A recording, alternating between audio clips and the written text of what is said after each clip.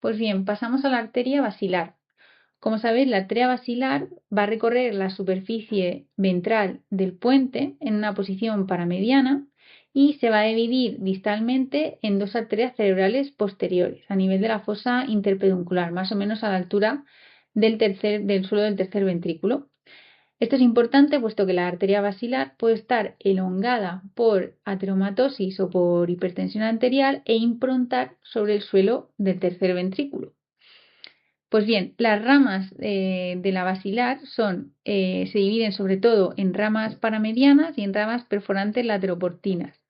Las ramas paramedianas son ramitas pequeñas que nacen de la vertiente posterior de la basilar y que en su mayoría pues, van a nacer de la región, como dice su nombre, paramediana, la región del surco basilar.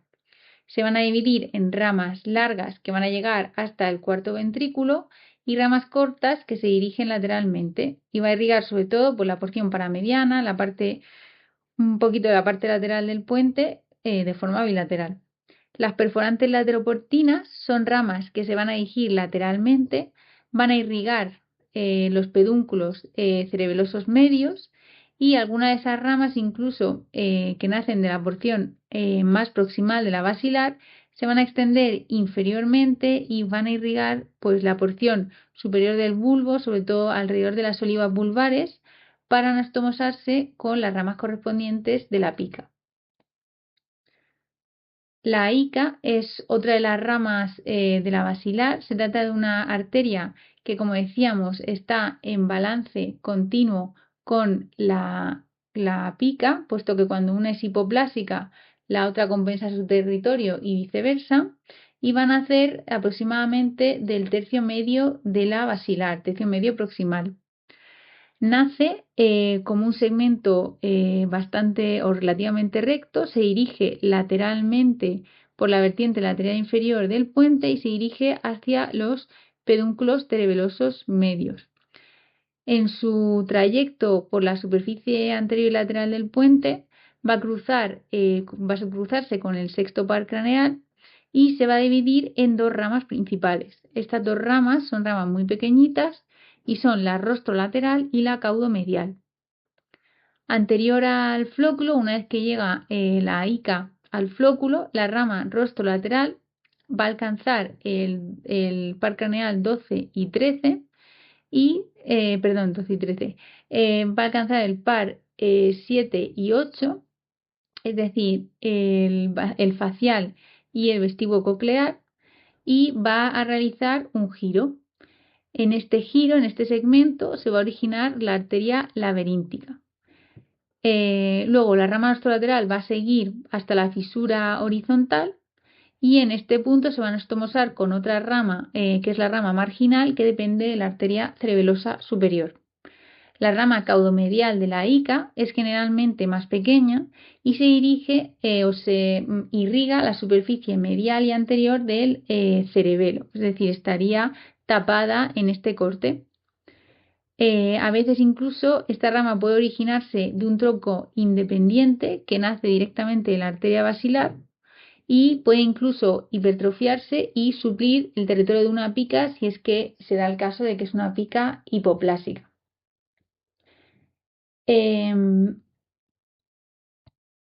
Este es un caso de un paciente que tenía una duplicación de la ica y en este caso, como podéis ver, el sistema AICA es dominante frente al sistema de la pica. Además, tenemos que tener en cuenta que en este caso las AICAs tienen un origen un poco bajo respecto a la situación habitual, que sería lo que está señalado con las flechas rojas, que sería esta ramita pequeñita de aquí.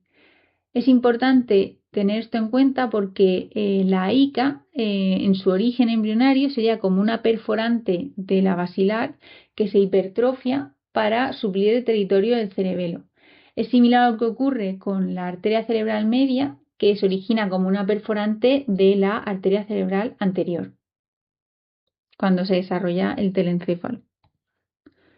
En cuanto a las variantes, pues prácticamente ya las hemos mencionado, pero la ica y la pica, pues hemos dicho que están muy relacionadas el calibre de una respecto al calibre de la otra. y en un 48% de los casos, pues ambos sistemas están igual de bien desarrollados. La siguiente rama de la basilar sería la arteria cerebelosa superior. Esta es la arteria más constante dentro de las arterias cerebelosas, puesto que está presente prácticamente en todos los individuos.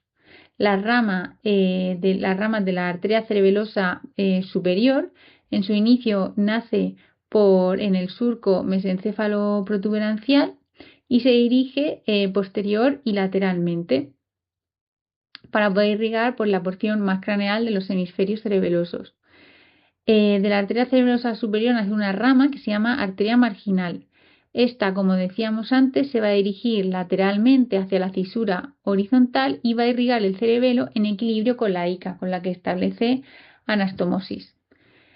En el curso de la arteria cerebelosa superior, alrededor del cerebelo, alrededor de la porción más craneal del cerebelo, va a dar lugar a ramas que van primero hacia arriba hasta la convexidad y que luego se van a dirigir inferiormente a lo largo de su superficie.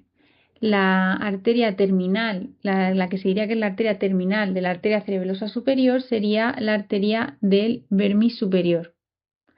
Las dos ramas del vermis superior pues se van a dirigir hacia atrás en un curso relativamente paralelo.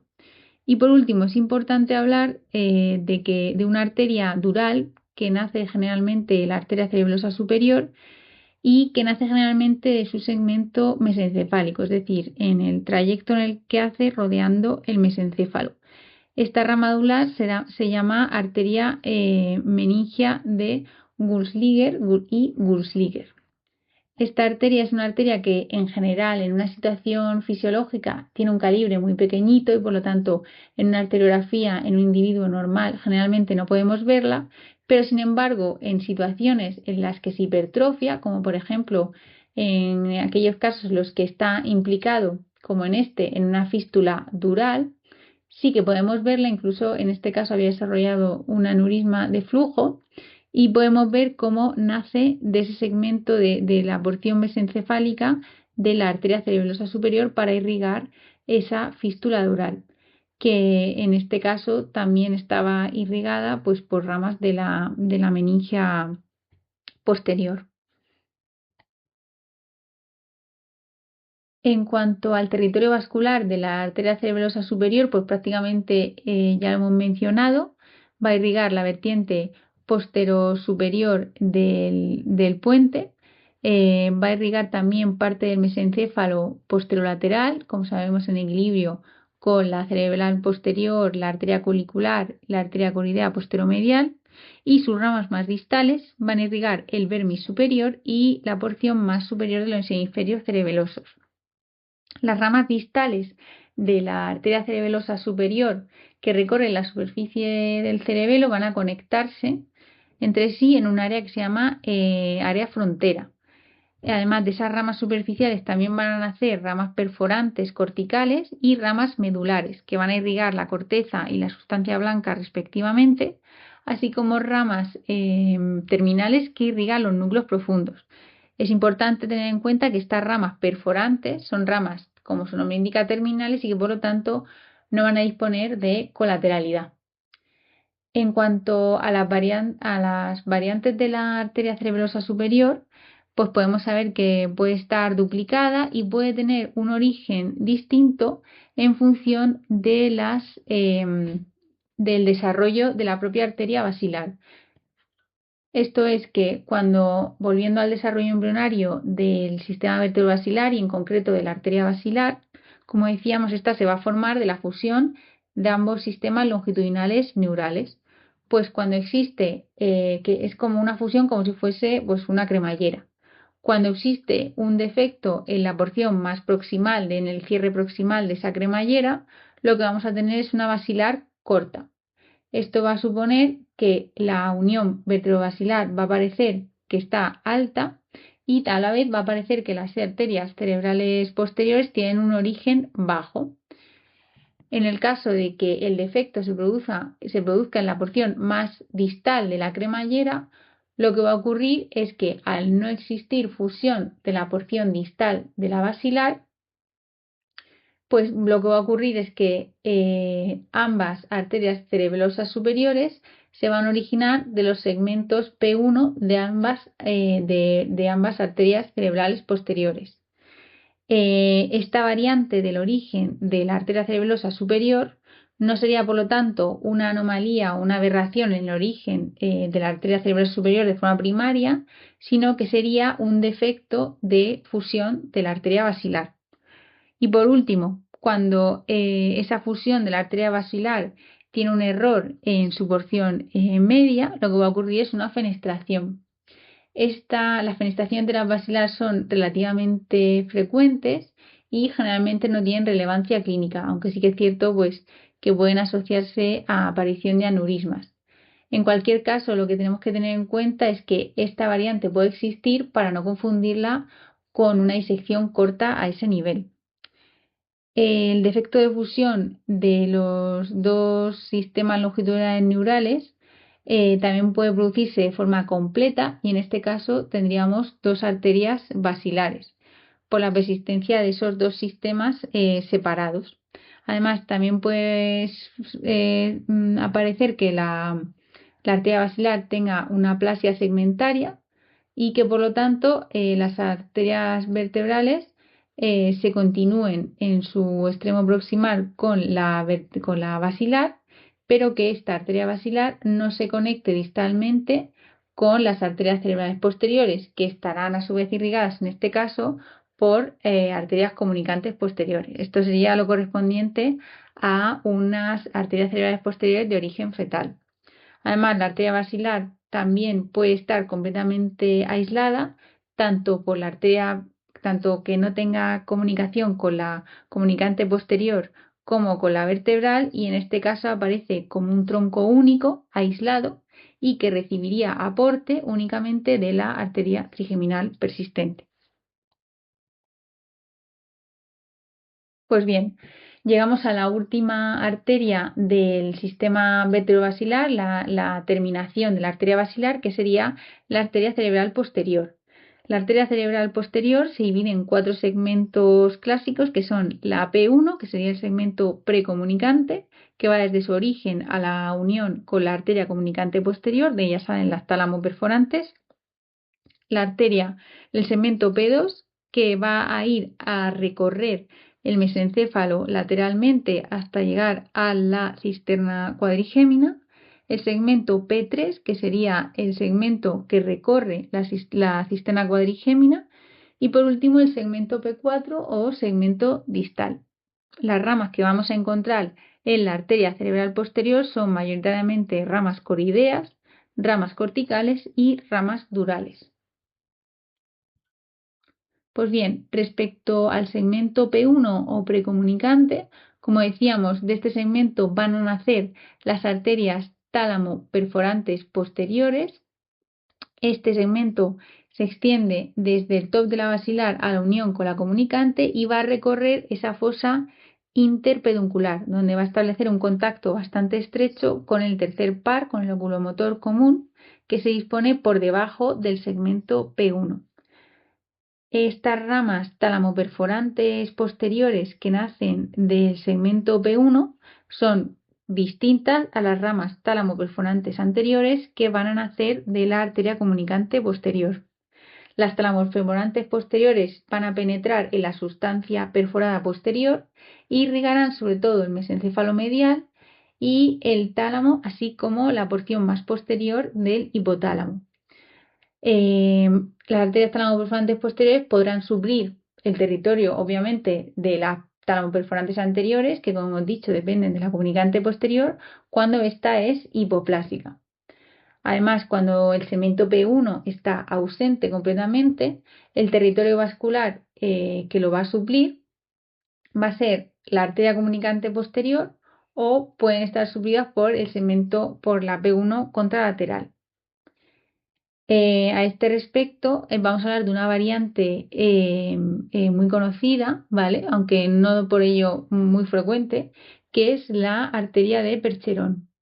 La arteria de Percherón es una variante de tálamo perforante posterior en la que en vez de nacer de múltiples ramas, ¿vale? Que irriguen pues el mesencéfalo paramedial y el tálamo paramedial, lo que va a ocurrir es que van a hacer un único tronco común y de él van a salir las ramas que irrigan ambos tálamos y ambos mesencéfalos rostrales.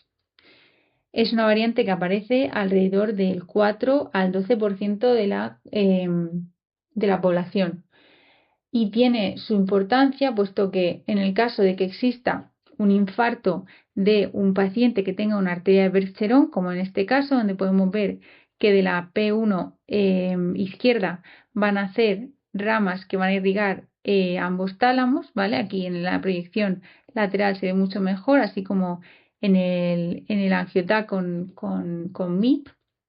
Y veremos que en este caso el patrón de infarto que tienen estos pacientes es una afectación, pues sobre todo del tálamo paramedial y del mesencéfalo rostral.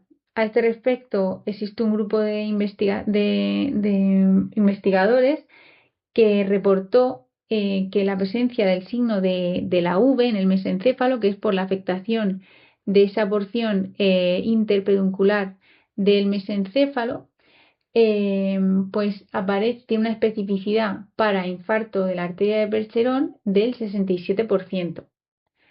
Este es otro caso de un infarto de un paciente con una arteria de Percherón, en el que podemos ver que pues, es una mujer, ¿no?, de 53 años que presentaba una diplopia y disminución del nivel de conciencia con la alteración de la frecuencia cardíaca, todo de nuevo. El TAC de cráneo era completamente normal y en el TAC de perfusión pues se veía un área de penumbra en tanto mesencéfalo medial como en tálamos paramediales y al hacer la arteriografía con intención de realizar una trombectomía mecánica pues se veía como existía efectivamente un trombito a nivel pues del teórico origen de las talamoperforantes posteriores.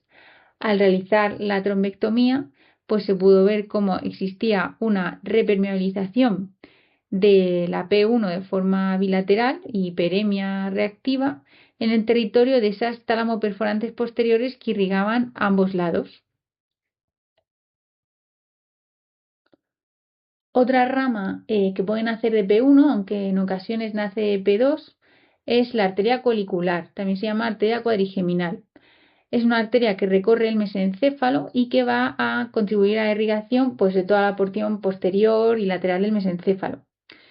Además, también del segmento P1 nace la coridea posteromedial, aunque a veces puede nacer también de P2, y también puede aparecer esta coridea posteromedial de la rama parieto-occipital, que hablaremos ahora de ella. La coridea posteromedial va a irrigar la porción más posterior del tálamo y también va a irrigar el tercer ventrículo. Además del segmento P1 y a veces del segmento o de la transición del segmento P1 y P2 nace otra rama meningia, otra arteria meningia, que es la arteria de Davinoz-Schechter y que va a estar implicada en muchas ocasiones en la irrigación tanto de meningiomas de fosa posterior como de fístulas arteriovenosas durales del tentorio. En cuanto al segmento P2, es un segmento que, como decíamos, va a rodear el mesencéfalo, se va a dirigir posterior y lateralmente hasta llegar a la cisterna cuadrigémina, donde ya empezaría el segmento P3. Entonces, en el segmento P2 van a nacer ramas tálamo-geniculadas, van a irrigar tálamo lateral, perforante de los pedúnculos cerebrales, van a irrigar el tracto óptico anteriormente y el brazo posterior de la cápsula interna. Además del segmento P2 van a hacer la otra rama coridea, que es la arteria coridea posterolateral, que tiene dos ramas. Una rama anterior que va a entrar por la fisura corodea y irrigar así el plexo del asta temporal, y a su vez una rama posterior que va a llegar al pulvinar y que va a dar ramas pues, que irrigan el plexo coroideo del ventrículo lateral en el atrio. Ambas ramas, tanto la posterior como la anterior de la arteria coridea, son ramas que se van a anastomosar con la coridea anterior. Y por último, del segmento P2 también aparecen ramas corticales, que son las arterias temporales inferiores y que tienen a su vez arterias temporales inferiores anterior, medial y posterior. Las arterias temporales inferiores van a irrigar la superficie medial del temporal, del hipocampo y la superficie inferior y medial del lóbulo occipital. Por lo tanto, pueden irrigar o pueden aportar irrigación, aunque no completa, pero sí parcial, pueden contribuir a la irrigación de la corteza visual primaria. Es importante tener en cuenta que respecto a la anatomía del segmento distal, la anatomía de la arteria cerebral posterior distal a P1, existen múltiples variables respecto tanto al origen como a la extensión de los territorios vasculares que se disponen distales a este segmento, distales a P1. ¿Por qué? Pues porque existe una red bastante rica de anastomosis que recorren la superficie del mesencéfalo y también del tálamo posterior, y en la que están implicadas tanto la arteria cerebrosa superior como la arteria colidea anterior. Esto va a hacer y explica por qué ante un infarto de la arteria cerebral posterior distal al segmento P1, los patrones de infarto, los patrones de extensión de ese infarto sean bastante variables y puedan llevar a confusión. En cuanto al segmento P3, como decíamos, es un segmento que recorre la cisterna cuadrigémina en su superficie y va a irrigar los tubérculos cuadrigéminos. Ambas se van a ir acercando a la línea media y en el momento en que salen de la cisterna cuadrigémina, pues empieza el segmento P4. El segmento P4 nos va a dar varias ramas terminales, que serían la rama parieto-occipital, que es la que aparece aquí en azul, la rama calcarina, que es la que aparece en negro, y la rama pericallosa posterior, que puede depender o de que sería esta rama de aquí, y que puede depender o del segmento P3 o del segmento P4. Entonces, la rama parieto-occipital puede nacer junto a la calcarina o pueden nacer desde troncos distintos, pueden nacer incluso desde el segmento P2, dirigirse posterior-superiormente en la superficie medial del hemisferio del lóbulo occipital e irrigar pues la cuña, la precuña y en un 35% de los casos también daría irrigación a la corteza visual primaria. La calcarina es una rama pequeña que nace a nivel de la fisura que le da su nombre y generalmente pues nace lateral a la arteria parieto-occipital y se dirige medial e inferiormente. Y por último, como decíamos, la pericallosa posterior, porque podría tener un origen variable tanto de P4 como de P3, va a anastomosarse con la arteria pericallosa anterior, rama de la ACA, y la pericallosa posterior va a irrigar sobre todo pues, la superficie del esplenio y va a dar anastomosis con el territorio de la ACA, como ya decíamos. Es importante para identificar la arteria calcarina, es importante tener en cuenta que, por ejemplo, tanto en la proyección lateral como en la anterior, las ramas temporales de la cerebral posterior se van a superponer con las ramas del cerebelo y, sin embargo, la arteria calcarina, al estar localizada por encima a nivel del lóbulo occipital medial, siempre por encima del tentorio, nunca se va a superponer con las ramas o arterias cerebelosas. Y bueno, por último, hay que hablar de la disposición de las ramas corticales, la disposición de las ramas que se encuentran en la superficie del lóbulo occipital y que van a tener una red de nuevo de anastomosis superficial bastante rica a nivel de la convexidad temporooccipital, a nivel de la convexidad parietal y a nivel del temporal anterior medial. ¿Para qué? Pues para tener anastomosis leptomeningias con la circulación anterior, ya sea con la cerebral media como con la arteria cerebral anterior. Además de estas ramas corticales, también van a nacer ramas perforantes que van a irrigar tanto la corteza, que serían ramas corticales, como la sustancia blanca, que serían ramas medulares. Estas ramas terminales son ramas perforantes y por lo tanto no va a tener capacidad para generar colateralidad en caso de un infarto. Estos serían los dos patrones. Este sería el patrón de afectación, por ejemplo, de un infarto en territorio frontera de la arteria cerebral posterior con la arteria cerebral media, la convexidad parietal izquierda, pues generalmente situaciones de bajo gasto. Y en el caso de los infartos de las ramas perforantes, pues como decíamos, son infartos generalmente serían de origen embólico o incluso por arteriosclerosis, por enfermedad de pequeño vaso. Y en estos casos, como ya hemos dicho, pues no habría cabida para la presencia de colateralidad. Y bueno, con esto finalizo el Combine de hoy. Muchas gracias a todos y nos vemos en el próximo.